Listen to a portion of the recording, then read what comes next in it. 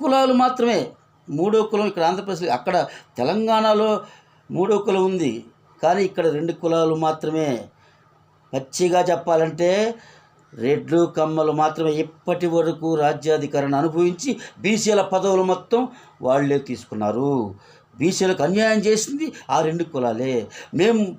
మేము చెప్పేది ఏంటంటే, మాకు జనాభా దామాషా ప్రకారం మా హక్కులు మాకు ఉండాలి, మా సీట్లు మాకు ఇవ్వాలి.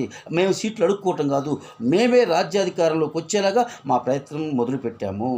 అయితే ఈ ఉద్యమంలో అందరూ కలిసి వస్తేనే ఇది సాధ్యమవుతుంది. మళ్ళీ చెప్తుంది. ఎందుకంటే మనం జనాభా ఓట్లు మనవి, కానీ ఫైనాన్షియల్గా మనకి అంత స్తోమత లేనప్పుడు మనకు సమస్యలు వస్తున్నాయి.